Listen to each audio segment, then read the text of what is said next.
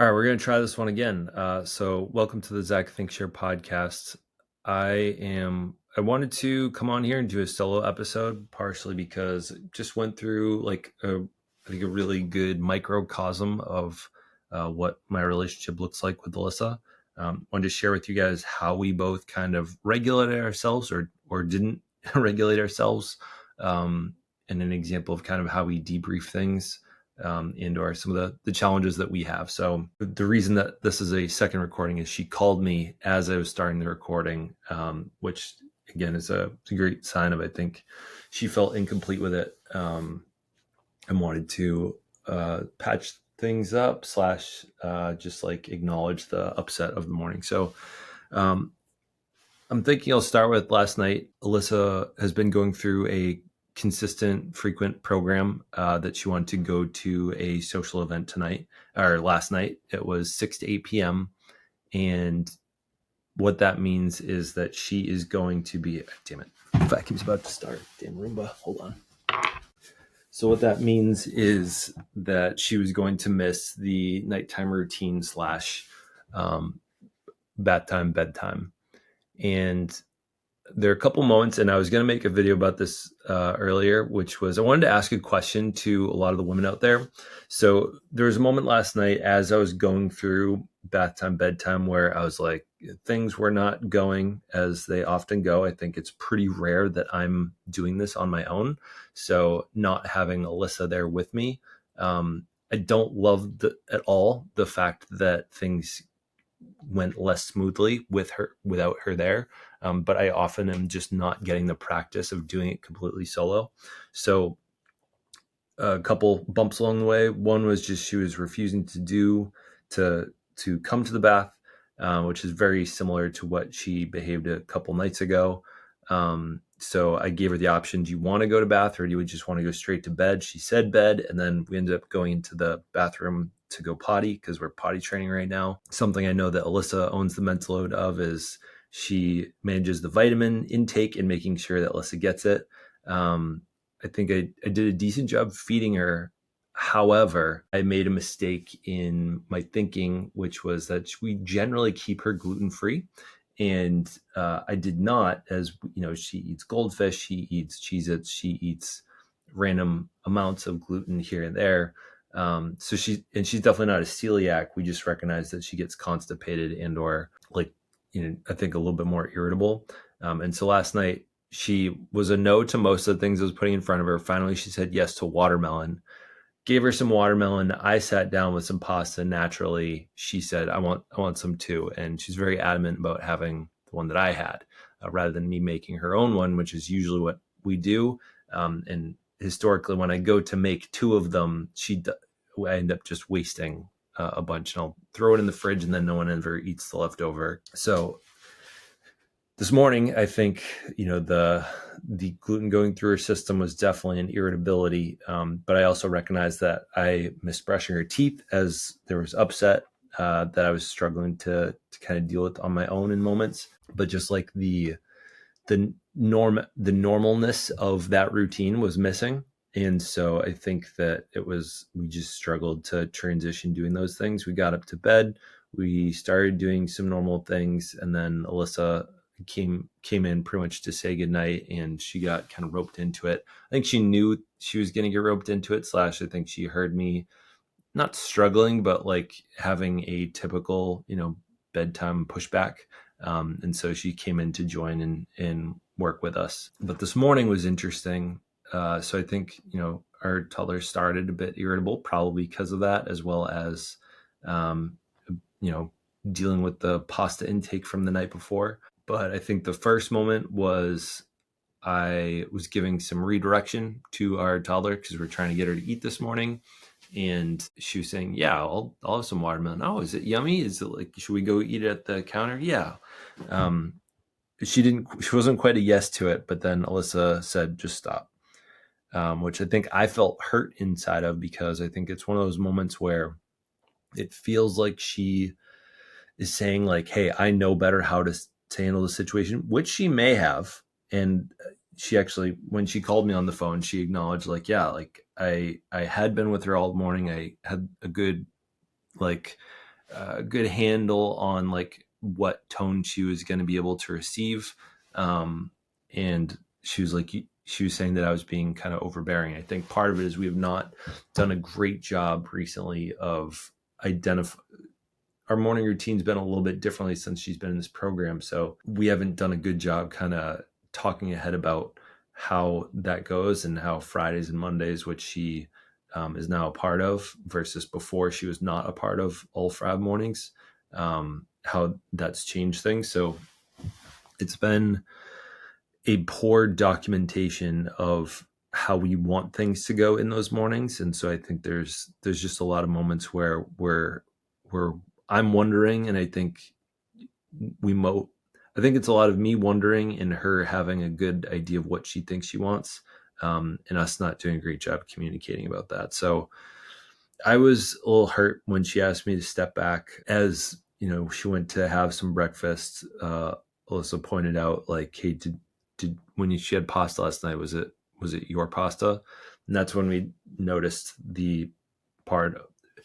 That's when we considered that it could have been the food that was having her be extra irritable this morning, which, you know, she has mornings, but this one was a little bit more than normal. Also, the fact that last night when we didn't go through bath, her hair didn't get done. And so leaving the house, making sure her hair gets brushed because it's getting quite long now, making sure that happens before we leave. So there are a handful of things. And then was an interesting, I think this is what Alyssa's really good at, is when she's irritable, coming back later on and saying, this was the other thing you probably weren't aware of that was bugging me. So one of the other things that we've had a hard time with in our relationship is sort of, I like to help people stay accountable to things. I'm an accountability coach, I think is what I've been doing for years. And now I help men stay accountable to habits, specifically for, you know, their relationship. And she has always had a hard time receiving accountability from me. It's always very much like a don't tell me what to do, even if I said I was going to do it. Like, I don't want you to hold me to things. I think I've struggled with that. One, because I like holding people accountable to their highest self. But it typically puts a strain on a relationship when I do that. So this morning I knew she was headed to yoga. I saw that time was running out. I was thinking, oh, oftentimes on Friday and Mondays, the past couple of weeks, we've been going together. And I was realizing, oh, that's right. I probably am not going. And so maybe a sideways or like a passive question I was asking pretty much was, are you still going to yoga? And, or I'm assuming that I'm not coming with you, right? Is what I meant to say. And what I actually said was, hey, do you have everything you need for yoga?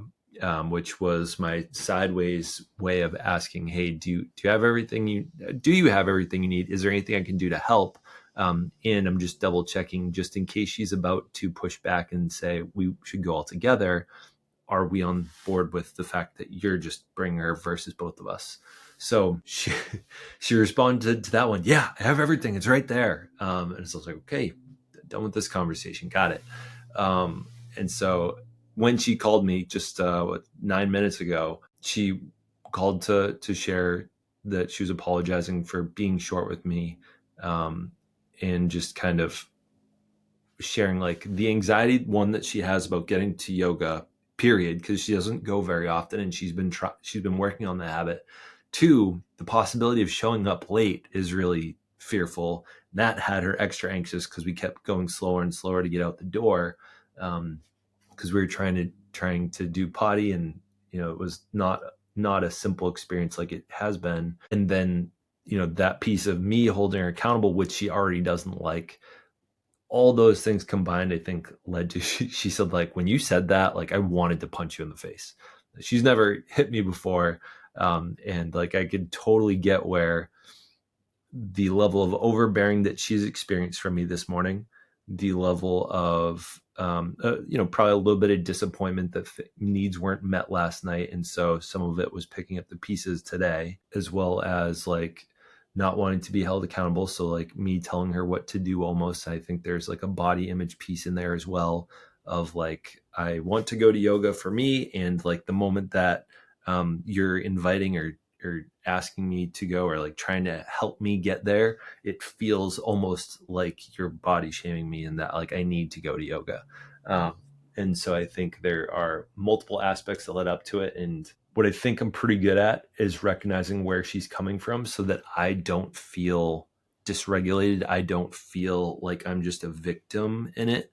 And I can see her side. Now, I'm not always able to get to that side as quick, but I was grateful that I was able to get to it fairly quickly this morning. That was a lot. One of the questions I wanted to ask in a 90-second video. So a question to the moms out there is, last night when I recognized there are 4 things. I didn't do bath, didn't do vitamins, feel like the food was good.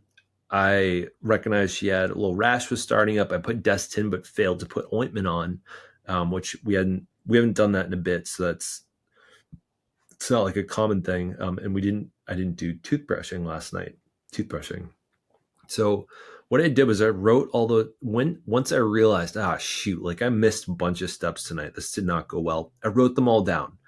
And I thought to myself, 1, this is good for content, but 2, I thought like by acknowledging the things that I missed, I wonder if she'll feel less lonely if I were to call out the fact that I have not done these things. I imagine if I had just missed those things, and she had come back and said, "Did you do vitamins?" No, I didn't do vitamins. Did you brush your teeth? No, I didn't brush her teeth. Oh, it looked like she has a diaper rash. Did you put ointment last night? Shoot, no, I didn't do that. Is there a difference in the way that you experience the moment of me acknowledging those couple things up front and saying, hey, I screwed up, I didn't do these things, and you kind of coming to me, and as I'm saying this out loud, I'm assuming that it is much better to come up and say, hey, I screwed up, I didn't do these things, I know to do these things, versus her coming to me and asking like, hey, did you do these things? And then me ending up saying no to all of them. I don't know that she would have asked me all those, but it could have come out at some point. So I'm curious what the different experiences. My guess is that she would feel less lonely in me acknowledging those things, because even though we don't have a super clear like standard operating procedure for a nighttime routine, I have a pretty good understanding of what all the things are that go into that. And so I'm curious if there's less of a lonely experience in me sharing up front, these are the things that I missed, because I'm acknowledging, hey, I know what goes into this and I know that I screwed up, versus just kind of saying, hey, like, I did the best I could. Oh no, I didn't do those things. So I'm really curious, like, is it a less lonely experience if you were to hear something like that? I think I know that was kind of chaotic, the order that I went in, but I think some things that consistently kind of bug me, but at the same time, like I see her side of it. So she deals with a significant amount of anxiety and PTSD, and I know there's a lot of moments when I'm with our toddler's crying, and she struggles to let me deal with it. She wants to jump in. I think every once in a while it's out of ego and it's like, I know better, like screw off, dad. But I think very often it is like she needs to be there for her own anxiety, for her own like dealing with PTSD and hearing crying. So I try to toe the line of like recognizing, when she's doing it for her own mental health versus when she's doing it because I think every once in a while, and I think she's admitted this before, is like there's a little bit of a power trip in being able to push me aside and saying like, I'm better at this than you. She doesn't think she does it very often. I think she does a little bit more often, but either way, I'm kind of willing to give her the benefit of the doubt on that one. So I'm curious, and I think the pushing me out of the way is a little bit of maternal gatekeeping. And I think there are moments when I think her, and I think a lot of moms probably feel like there's a lot of things they don't have power over. And, guys are trying, doing their best, sometimes not always doing their best, but when there's an opportunity to have the power back of a situation, I think sometimes, and again, not all the time, maybe some people it's all the time, but and I don't have a good idea of when it is or when it isn't. I don't know where that line is, but I'm curious what people think is when it feels like a power trip versus when it is significantly just want to make sure that the kid is cared for. But I think also there's a lot of moments where I think women are trained to see like this is all on you. If your kid comes out, if they're anxious, if they're tired, if they're hurt, if they're sick, it's mom's fault, period. And when that is the culture that we live in, I can totally see where any of those moments, it's less about a power trip and much more about survival. Like, I not only do I want, intrinsically, I want to make sure that our child is cared for, but also like this is going to fall on me within our community, if things are not going well or if I'm seen this way. So I'm really curious what percent of the time people feel like they're in those different like schools of thought around kind of pushing dad out of the way. And I think I used to be very much in the school of just like, let me fail more, which I still significantly value. And I recognize that there's more than just like mom getting in the way to let me do things. I think there's a lot more at play there, that there are different reasons why she might push me out of the way, which in the early days, I remember getting pushed out of the way. It was really hard to take because I wanted the skills. I wanted to be able to care for our daughter. There's so much that I wanted to be able to do that Alyssa just wouldn't sometimes, and sometimes I think it just couldn't let go of. So finding that balance, and or like there have been moments where she's acknowledged, yeah, like I could let you do that and I didn't. And I think that's one of the things that I really struggle with. Even today, I take it far less personally. And there's a lot of moments where I recognize, okay, don't take this personally. And then there's a lot of moments where I struggle and I'm like, God damn it, like let me do stuff. Or like let me fail, like let me deal with our child that's having a meltdown right now. Let me do it. So yeah, I'm towing that line. I think she's working on improving her state and the PTSD that she deals with. Really proud of how far she's come. She's done a lot of work on it. It's a lot of tough conversations that she's gone through. Yeah, I think I'm gonna call it on this note. This feels like a good note to end on. So I don't even know where the comments would be on this because I don't know quite where to do them, but I'll probably, if you listen to this whole thing, I guess on YouTube, leave me comments, tell me what you think about the line between maternal gatekeeping, which is the like, I'm going to push you out of the way because I can, versus I think more oftentimes it just feels like we can't. I think we also probably train ourselves to think we can't when we probably could. And I think the difference is when safety is involved versus like health. Safety is those moments of like, if you don't step in, something bad could happen because he doesn't have the reps, versus health might be like, okay, like she might get less sleep tonight. She might not eat as healthy today. And, or it's not going to be a long-term bad habit. It's more just like he needs the reps. Yeah. That's the one that I would love to have more insight on, is knowing where that line is and knowing how much of it could be like her letting me have the reins more often. I mean, most of the time I'm fully capable. She expects me to be fully capable. And I think it's moments when we're both parenting alongside each other and our child's in distress is we struggle, I think, to co-parent in some of those moments, especially when one of us is dysregulated.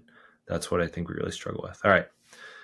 Thank you for listening to me. If you listen this far, for those that would love to have their husbands a part of this, feel free to. Yeah, how would you even go about doing that? Some people have said, hey, when I receive your emails, hey, can you add my husband to the list? So I have done that before. I've seen wives before. I have one client at least that his wife started following me on his account, so that he thought he found me himself. But yeah, let me help your people out. I'm going to stop talking now. All right. See you later.